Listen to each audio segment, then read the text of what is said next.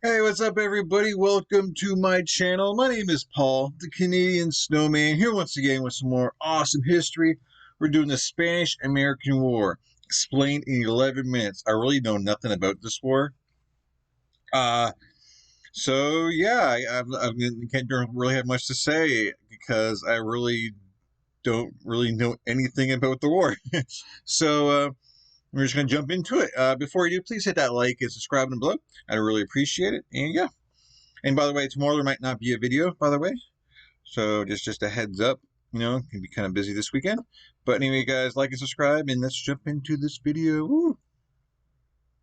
3, 2, 1, bam. The Spanish-American War brought about the end of Spanish colonial relevance in the Americas and a new chapter for the United States. While the conflict itself was between Spain and the United States, it actually stemmed from dissension in Cuba as the Cubans fought to gain their independence from the Spaniards. Despite the fact that the United States refrained from becoming involved in the first Cuban movement for independence, known as the I didn't even really know that Spain was occupied by Cuba, but then again, Spain occupies so many places. But okay, it's a good start right here. So basically, Cuba is revolting against Spain right now. So does America help them, or does Spain leave to go to America? I'm not sure.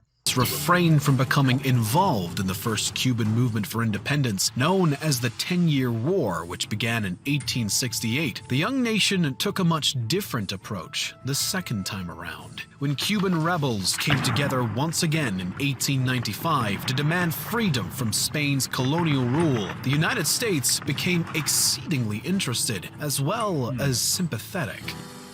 And because you are a fan of our channel, we encourage you to play War Planet Online. This is a real-time strategy game that you can play on your phone or on downloading and playing the game from the link in the description. Deadly cross-world conflicts. Are you ready to join the World Planet Online army?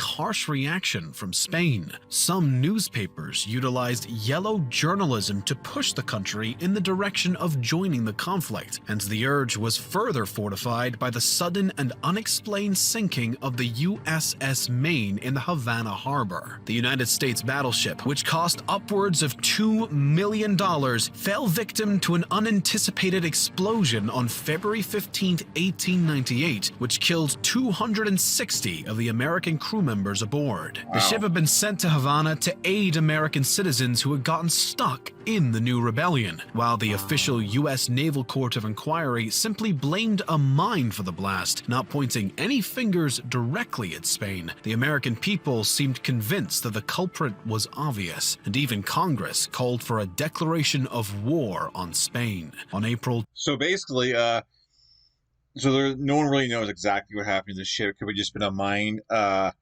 And so they're going to war with pretty much no evidence kind of thing. They're just kind of speculating kind of thing, right? And so, yeah, I guess, all right, this is what kicks off, a random explosion in a ship. I mean, I guess could have been like faulty mechanics or something, right? The ship, maybe something just went wrong on the ship. It might not have been anyone's fault, but, just the ship itself. I don't know, but that definitely interesting. I guess there was an excuse to kind of go to war, and that was maybe they were looking for an excuse, and that was a good enough excuse, I guess. So, anyways. 25th, 1898, they got their wish. Initially, U.S. President Grover Cleveland declared neutrality at the start of Cuba's revolution, but anti-Spain sentiment grew as General Valeriano Weyler enacted a new Spanish reconcentration policy, forcing thousands of Cubans into areas guarded by Spanish troops that lacked basic levels of sanitation, food, and shelter, with the punishment for refusing being swift execution. General Weyler, who was serving as Governor General of Cuba, basically like a concentration camp, they're in this area, it's you're stuck in this area, you're being well nourished and you're being treated horribly. This sounds familiar.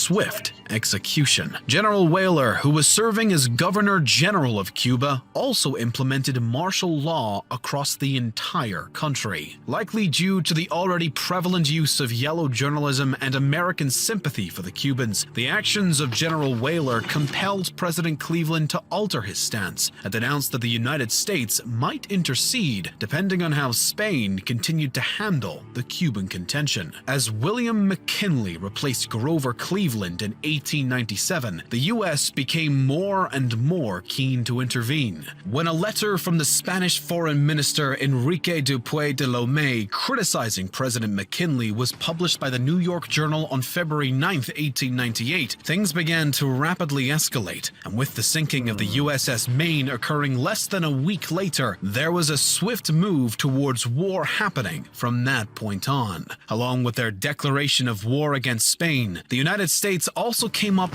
with the Teller Amendment, insisting that they had no intention of trying to seize power or authority over Cuba. The actual warfare between the US and Spain began at the Battle of Manila Bay in the Philippines, where a huge chunk of the Spanish Pacific Naval Fleet was located. United States Commodore George Dewey received orders to head towards the Philippines before the April 25th declaration of war even occurred, putting him and the U.S. Asiatic Squadron in the perfect position to strike after they had arrived at Manila Bay on May 1st. In the early hours of the morning, Commodore Dewey told one of his captains, "You may fire when ready." After a couple of hours, the Spanish fleet was all but demolished, so Dewey called for a break and ordered his crews a second breakfast. Still, some Spanish ships remained and refused to surrender, so the conflict started up again in the latter half of the morning. Finally, once the afternoon came around, the remaining Spaniards officially surrendered. Even though the American fleet was able to effortlessly desecrate the Spanish opponent, Dewey still lacked enough troops to seize Manila completely, which was now in the hands of Filipino revolutionaries until another 15,000 U.S. soldiers reached the bay at the end of July, and the men launched an attack on Manila on August 13th. Commodore Dewey and Wesley Merritt, the leader of the U.S. land troops that came to the Navy's aid, began what is often known as the Mock Battle of Manila. Essentially, the Spaniards had decided they would rather give up the Philippines to the Americans, not the Filipinos. As a result, while the U.S. land soldiers held the revolutionaries back from the battlefield, the rest of the American troops fought an essentially fake skirmish with the Spanish forces, providing an excuse for the exchange of power between the warring sides. Teodoro Angoncillo, a historian who wrote about the event, stated the few casualties on both sides in the phony attack were due to some actors bungling their lines, or possibly to the fact that very few officers were let in on the charade. Nonetheless, the stunt was successful, and Spain was able to hand over control of the Philippines, which they had dominated for over 300 years, to the militarily superior United States, as opposed to the local revolutionary fighters, and essentially passed off responsibility for the strife in the region to the Americans. Yeah, I was gonna say, like, I wasn't in this time. I wasn't sure, like, the power of the Americans and Spanish, like, Navy fleets. But obviously, the Americans had a lot better Navy, right now. Because Spain has taken up such a big part of the world, So I wasn't sure if their fleet was still like giant and enormous, but apparently, maybe it's just not what it used to be, just like the powers are just kind of shifting here, and just America, like I was surprised how like much stronger they were. I thought it was gonna be like kind of an even match because, like, the United States isn't the United States we know today. They're not that superpower, right, that we know today at this time. But anyways. Back in June, after the first battle at Manila Bay, the U.S. had focused their efforts on the Spanish stronghold of Guantanamo Bay in Cuba. Conflict officially broke out on June 6th and lasted until June 10th, with the results being less innocuous for the Americans this time. At the start of the battle, the U.S. troops were heavily outnumbered in terms of manpower, with a mere 600 Marines and 300 Cuban militia fighters, though they also possessed 2 auxiliary cruisers, 1 gunboat, 1 steamer, 1 battleship, and 1 light cruiser. The Spanish personnel amounted to 5,000 infantrymen, as well as boasting 7 artillery pieces, 1 shore battery, 1 blockhouse, and 1 fort. Despite their disadvantage, the American naval troops entered the bay on June 6th and successfully attacked a Spanish blockhouse with their light cruiser. Any Spanish vessels attempting to intervene did so in vain. The following day, the American troops were able to cut off all outside communication to and from the Spanish forces by cutting every cable in Guantanamo Bay. Over the next few days, the US and Cuban troops were able to win over control of the bay through a series of minor clashes until the overall hostility came to an end on the 10th. Damn. Meanwhile, the Spanish and American troops clashed again at San Juan Hill on July 1st. U.S. General William Shafter commanded his forces to besiege the village of El Caney, along with San Juan Hill clashing with some 500 Spanish troops defending the village as roughly 8,000 American soldiers pushed forward to San Juan Hill. The U.S. casualties began to add up, but the troops pushed on and eventually split into 2 flanks. The goal was to take both San Juan Hill and Kettle Hill. Under one flank, aiming for Kettle Hill, fought the Rough Riders, which was one of 4 volunteer regiments put together on the side of the Americans. The Rough Riders, alongside the 9th and 10th Cavalry regiments, led the charge up Kettle Hill as the U.S. eventually captured both targets. Having no plan of stopping there, the Americans entered the city of Santiago the next day, and U.S. naval forces destroyed the Spanish fleet as Admiral Pascual Soriva and his troops from Santiago attempted to flee on July 3rd. 2 weeks later. Well, that was man. Look at those stats. That's crazy. Man, the Americans are kicking butt here, man. They're just bulldozing, and they're the ones outnumbered. I guess the Americans just have a lot better equipment. They're just 4 battleships, 2 armored cruisers, 2 armed yachts. Yeah, they just have the better navy, and that seems to be the big difference right here. Wow.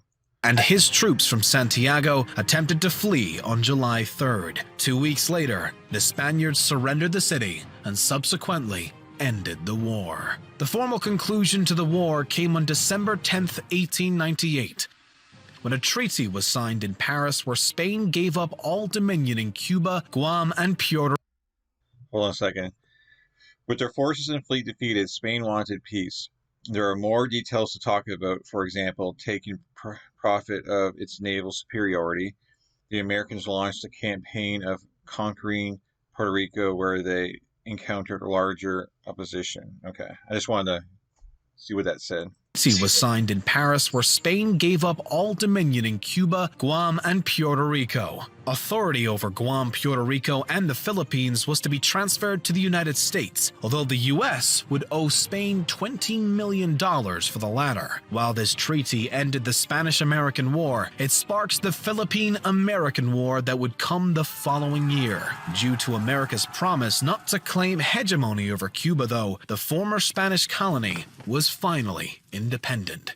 Wow. For both sides of the war, the events of the struggle were notably significant. For Spain, they ended its overseas colonial endeavors and shifted its focus onto its own domestic needs, prompting a new phase of growth and development, both culturally and economically. For the United States, the aftermath was quite different. The Treaty of Paris solidified U.S. overseas expansion and prompted the United States to become a much more important global power. Although some anti-imperialists condemned the U.S., deeming the government to be hypocritical for their disapproval of European expansionist empires, whilst leaning in the direction of becoming one of their own. Even so, the American people supported the actions and belief of their government and were not dissuaded by the consequences of such policies. Ultimately, the Spanish-American War in some ways reversed the roles of Spain and the United States, putting a halt to the expansion of one while inducing the expansion of the other. Yes, that's true. Wow. So basically, Americans won and pretty much took the land over from Spain, except for Cuba. Cuba became independent. But yeah, it's like, yes, Spain was the one conquering all these lands, on the west side of the Atlantic, and then now the opposite is happening. Americans are the ones conquering or starting to kind of conquer some lands. They're the ones kind of fighting for their independence from like Britain and everything, and now they're the ones trying to take over land from other people. Yeah, it's definitely a big role reverse here. Yeah, I see exactly where they're coming from, and obviously, if you're on the American side, you're going to think positive about we're getting more land, and on the on the other side, you're gonna look down upon it, and vice versa. So I can definitely see the views on both sides. But anyways, guys, please hit that like and subscribe button. Hope you enjoyed this video. Okay, I definitely learned something obviously today, and now I know what the Spanish-American War is all about. I kind of thought it was going to be more on the American mainland, but apparently not. It was over Cuba, and and all the islands out there. So yeah, pretty crazy, pretty interesting stuff. And that was a pretty quick video actually. But anyways, guys, peace, like and subscribe. I'll catch you guys in future videos. You guys are awesome. Woohoo!